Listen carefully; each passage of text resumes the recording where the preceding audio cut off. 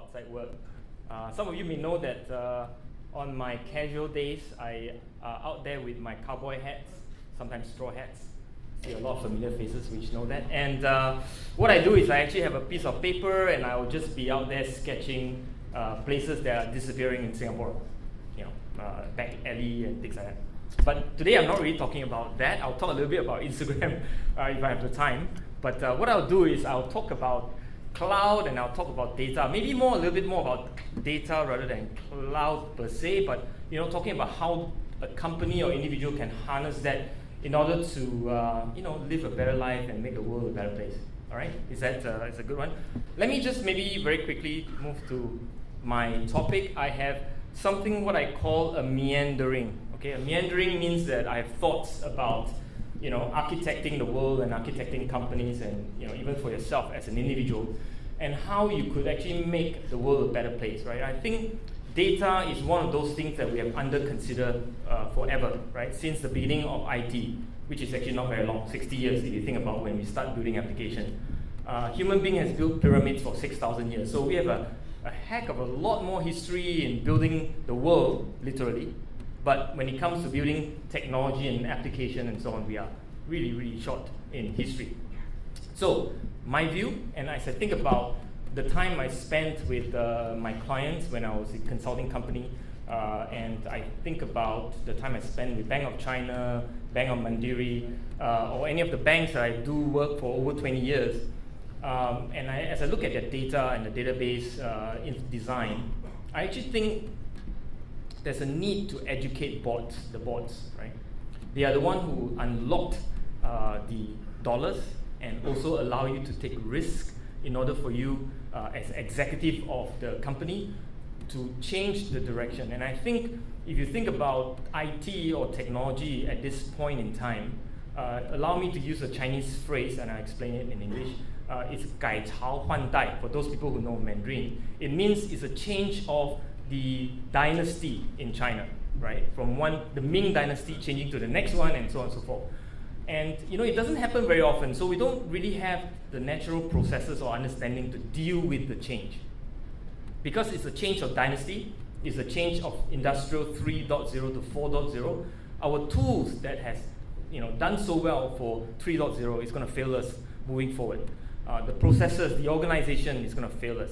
So I think there's a need to educate ourselves and there's a need to educate our boardrooms and definitely all the executives in order for the change to really take place. Now, my question to you is, and I may not have all the answer, is this: what are you doing to educate your boardroom today? That's the question. Again, I don't have the answer necessarily, apart from getting insight from the various people who are in the forefront of it. But today, I do want to share some of my thoughts along this line, okay? So let's take a look at the first one, which is a typical issues of data and silo. When I was running a business services for Trusted Source, we had finance and HR. And typically in SME, for example, you have finance data, you have HR data. But because of the silo nature of the data, you do not have the ability to serve your customer in the most efficient and effective way. Let me explain. You may want to price a job the most efficiently. Unfortunately, because your HR system is in the HR system, and therefore your cost to serve, which includes manpower, is not linked to your finance system, which you price for project and your client, you don't really have a way of pricing in the most efficient manner. So many SMEs struggle with this finance HR integration, and it's still there today, right? When we think about SME and think about even big company MNCs who has the capability to build integrated system, ERPs, right? But it costs millions and millions of SMEs can't afford. But even in the large ERP, you still have silos, and therefore you can't really create it and harness that. Data silos is the biggest problem, I think, in solving these issues of harnessing data and especially in the industrial 4.0. So my question to you is, how are you dealing with your data silos today? Again, I'm not going to give you the answers because I think by having questions, our mind will start seeking the answer. Everybody is smart in this room, right? So you have answers, but sometimes you don't ask the right question. So my job in the next 20 minutes or so is to really probe and ask more questions. So hopefully you can go away and think about the more fundamental issues that you have in your organization. The next meandering, I would say, is this. Data impacts processes and ultimately they impact organization structure. This morning I was reading that China is mixing 13 ministries together in order to handle disaster recovery. Disaster as an earthquake and so on, right? They are actually reorganizing their ministry, 13 of them, and I suppose this is going to be a major impact to the way government is run when it comes to reacting to earthquake and whatever disaster, natural disaster that happens. We need to think about organization design. Today, data and politics are intertwined. Data creates issues because the political nature of the organization is such that if I'm touching this piece of data, well, I can't touch that piece of data because that belongs to finance or that belongs to operations. It creates silos in organization. If the board or if the management of companies are in no position to reorganize the organization itself, there is no chance to create efficiency and effectiveness in using data. So if we understand the impact of data on processes and ultimately organization, we need to think back and say, look, we need to find a way to allow the agility of organization to happen. So if organizations are changing every month, I was just having a conversation with Sandeep about changes, right? And you're saying you are in a new organization for you in the last 4 months, and you've already seen a change. And I think change is the only constant to organization. If organization does not change its structure, then it is held captive to it. And therefore, data becomes political ultimately. And therefore, people are spinning in a kind of wheel that will continue to create work that does not result in value. So my question to you is your organization able to change according to how data need to be designed and not the other way around? If not, maybe you need to go back and educate the board about the changing of the dynasty, the changing of the 改朝换代, the changing of the whole industry 4.0 and how that should impact the organization moving forward. It doesn't matter whether you are a fintech startup or a MNC with large organization footprint, it does not matter. The next one is finding value in data. We forget that data actually needs to result in value. If it doesn't result in value, it does not have meaning to why you keep the data, right? So oftentimes we have a pond and we throw all our old data into it, and then we ask our data analysts with a fishing rod, we give them some tools in the form of a fishing rod and say, go fish, find me some insights, right? Okay, this is a bit old data model, right? I'm not sure how many organizations still run data warehouse. Anybody still have data warehouse that has all the IT support that's required, but actually no business users look at the reports on a monthly basis? Okay, don't have? Liars. Many organizations still have it, and many organizations still do not know how to turn off their data warehouse, right? Because it's churning up all this, and nobody really know how to say, actually, we don't really need this report, right? It's just creating it because somebody needed it, some years ago, and the executive maybe even doesn't really exist or already left the company. But the reality is that because you have built it, you spend millions, you still have not sunk the cost, you therefore keep it open and it's still running. The issue is, data has to have value. If data has no value, it does not have a reason of being, right? So my question to you for this area is very simple, right? Do you still have data warehouse that you need to turn off? Turn it off. Because this is a time of dynasty change. You need to be brave, right? The new emperor is coming, and the world is changing. It's 4.0, it's going to go faster, it's going to go at an exponential speed. If you don't do those changes, you will be left behind. Why? Because you're maintaining a data warehouse that nobody uses, right? All your resources is chew out in creating no value whatsoever for the business. Allow me to meander further, and I'll just talk about real-time information. How many of you actually drove here today? Okay, it's not a trick question, right? So when you drive, you are actually, with your subconscious, you're looking at a dashboard. Did you remember looking at a dashboard? Well, you've been so well trained over the years of driving that you probably don't look at a dashboard. But the dashboard has been simplified to such an extent where it only shows you the very basic information that you need to drive, right? It doesn't give you a whole bunch of other data that's not needed. It doesn't tell you how many times your wheel is rotating, or it doesn't tell you what is the heat that generates from the exhaust, But I feel that oftentimes in technology and IT organization, we provide all those information to our business. Whether they like it or not, whether it's helpful for them to drive the business, we don't really care. We just stuff it in their face and say, we are creating all this stuff. Our data warehouse was built with $5 million, and therefore, guess what? You need to have this report every day, every week, every month, right? We don't know how to simplify. Simplify is an act of creativity. We're pretty bad at that, right? So creativity is something that we're still sort of getting our handle. But if you think about it, if you narrow down and simplify to the extent where the business really needs to run their business with that handful of information right in front of them in real time, supported by a data lake that is feeding information in real time, solving real time business problems for the person who is driving the business, right? That is the power of data. And I think if you can get that simplicity out in front of the business, it's like flying a jet plane. They don't really want too many things. Driving a car, you don't really want too many data and too many, distracting stuff, right, in front of you. That is the simplicity factor. And I think we kind of missed the point because we want to stuff more stuff in front of our dashboard to give it to our business so that we can say, yeah, I've given you value, right? And to me, that's kind of the opposite thinking. Right? So my question to you is this. As an IT, some of you might be business, but as an IT professional, my question is, are you simplifying it for your business so that they can drive their business with the least amount of distraction, so that their eyes are not on the dashboard, but on the road, so that they are thinking about where they are going for the business? Because the world we are in, dynasty change, remember, is changing. The roads are getting windy. The roads are getting complicated. The roads are getting very messy. The roads are fraught with perils. There are fintech that's out to eat the lunch of the banks. There are all kinds of startups that has innovative ideas that are far superior in the way they approach certain things, and they are out there to get you. So the question is, are you simplifying it for your business? And are you a partner that helps them drive on that road and keep it in the extent of simplifying for them, right? And not distracting them with other things that's not necessary. Discovering data loops.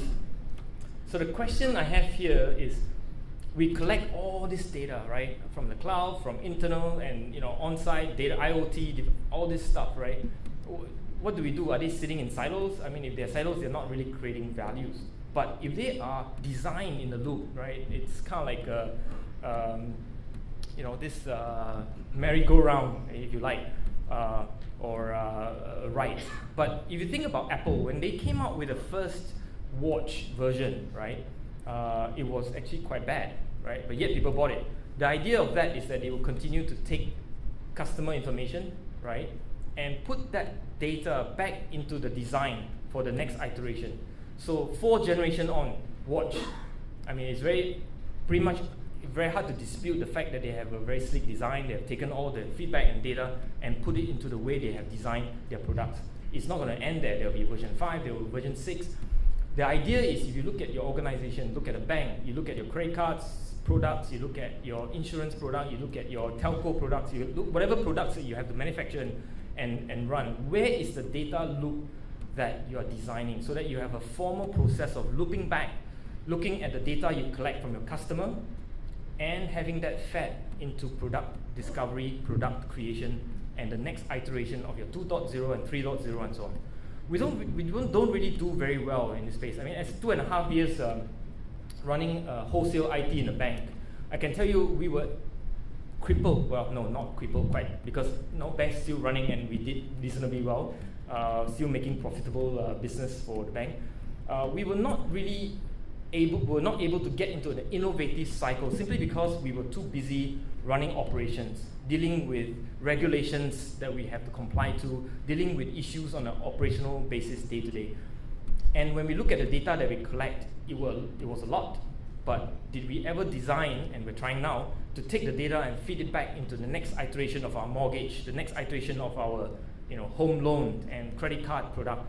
Tried, but it wasn't a very nice loop, right? So I think we have a lot of opportunity here for companies to look at designing data in a loop, in a manner of a loop. And if data doesn't go around in loop, then I think you need to go back and see whether you have missed some opportunity right there on data. So my question to you is this: are there opportunities to look at data in a fresh way, and whether you can find ways to look back the data to people who may need it strategically? Again, this is a boardroom type question. It's something that I think we all need to think about. Designing data. I think in order for us to design forward with data, it is actually quite important for us to think data in a very, very different way. If we look at today the way we build systems, how many people sign off functional specs in your organization as one of the way of signing off your application building, right? Who does signing off? Process? Yes, some hand. Well, again, liar.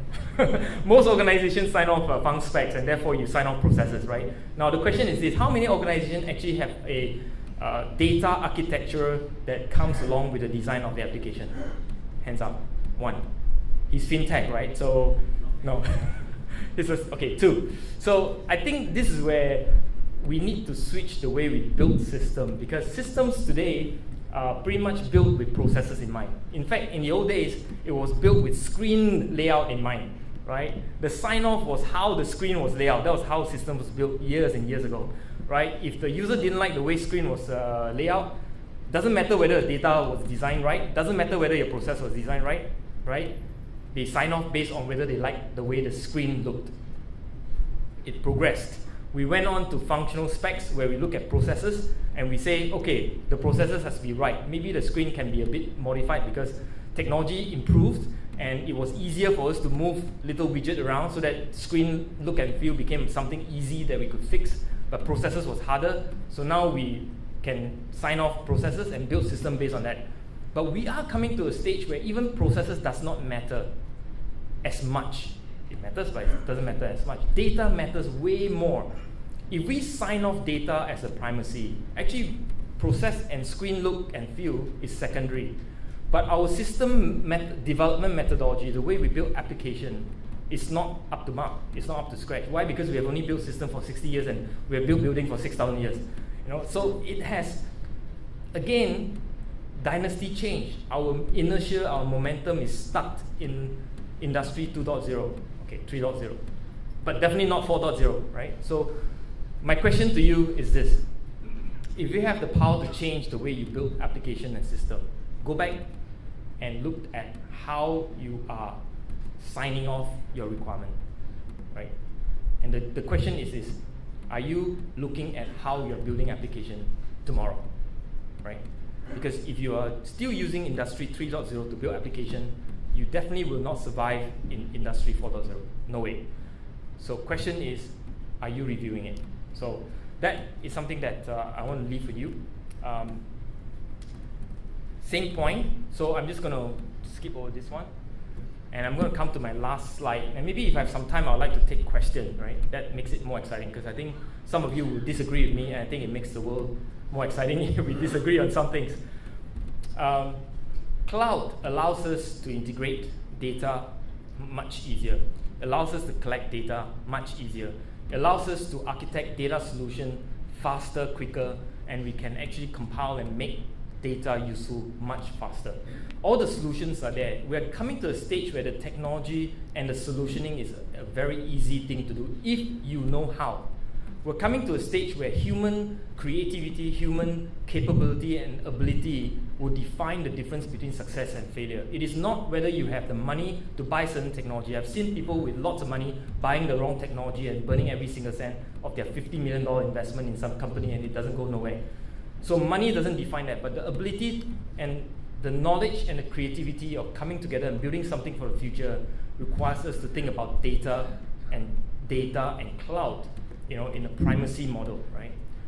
And so therefore my question to you is, are you being challenged by your leadership or even yourself challenging your team to rethink the model of how you're building the system, how you're using data, how you're harnessing it, how you're supplying your business with the right way of being efficient and effective in driving the business.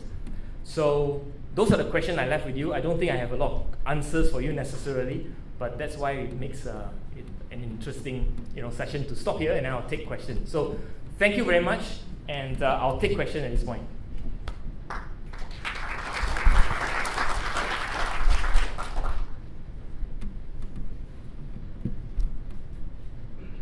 I should have planted some questions. Vincent?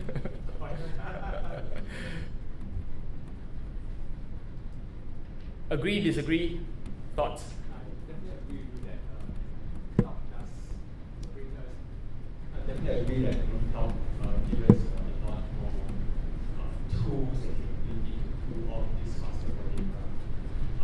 But I think I agree with everybody said that creativity is that key thing that's missing. If you have all this data, you still need to think through how to simplify it for the user, the dashboard, and how to create and manifest it for a business purpose. This one, right? Yeah. You really need a dashboard that is just sufficient, just useful, and simple enough for quick decision. Yeah. That's the hard part because you have lots of data. Yeah, thank you. Actually, there's a video you could look up. There's a fighter jet pilot in the US that created a company called Icon, ICON, and he started to design new aeroplanes.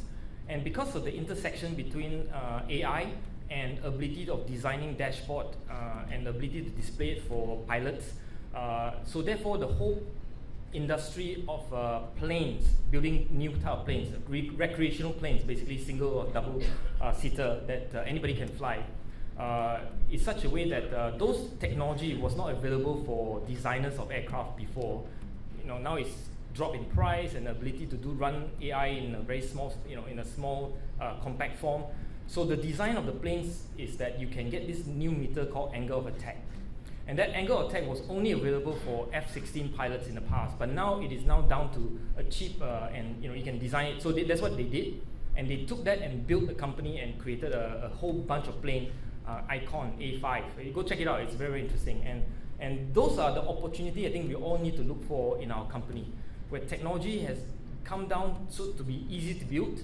We take data, we take the machine learning, and we create an interface where a pilot can fly it safer, better, and in a cheaper setup, actually. Yeah, one of the slides I think you had talking about know your data. Yeah. I think it's the slide one or two, value data. Or the other, Value. before this one and the one before this. Yeah.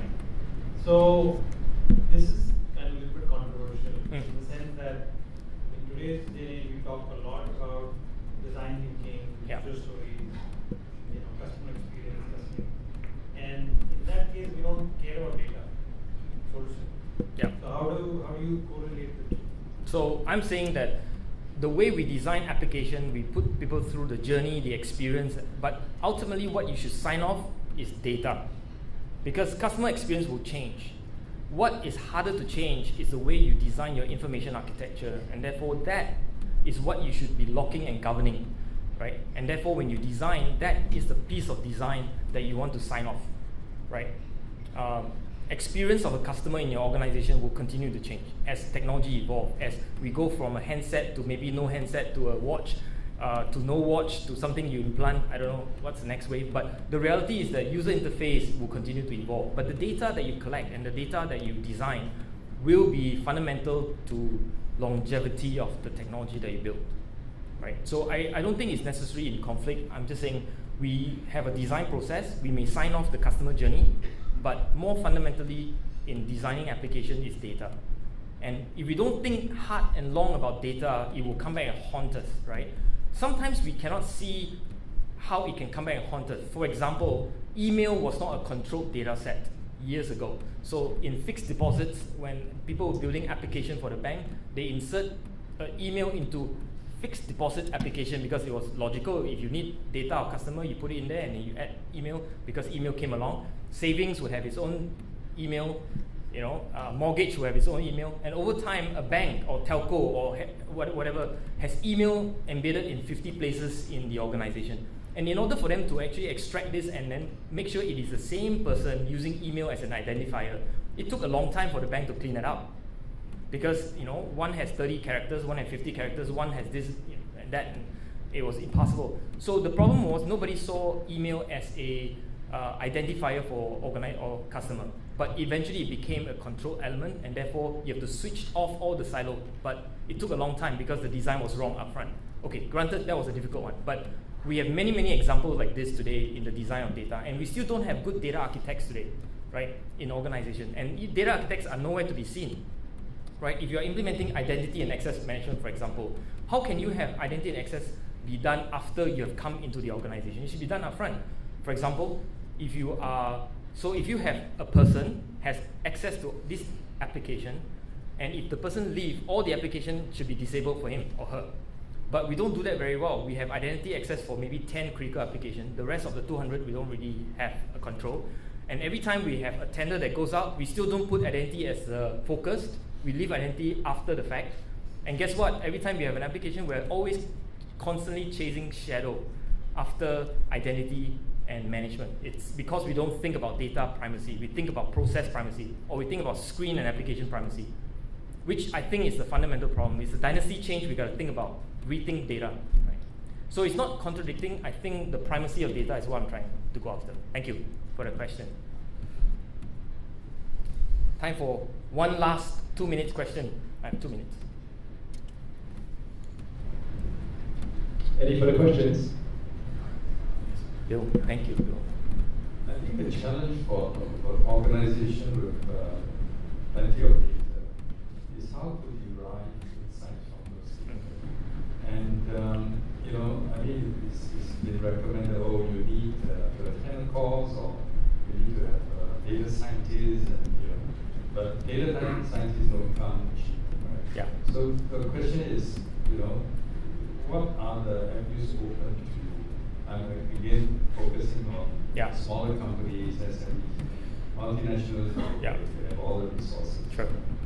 Yeah. So that's my question. Thank you very much, Bill. I like that question a lot. I think the paradigm is how do I harness this data that I have, right? I'll answer it from two perspectives and very quickly, right? For SME, the issue is still finance and HR. I've looked at over a couple of hundreds clients that I had, SMEs, and I tell you, finance and HR, if they can integrate finance and HR, they can already become more effective in the way they run their own business, right? Just knowing their profitability and denying their salespeople from selling non-profitable businesses, and just continue to be able to understand their own structure, HR and finance. This basic integration is actually very, very hard to do for SME. For a large organization, of course, they integrated through ERP, they don't really have an issue.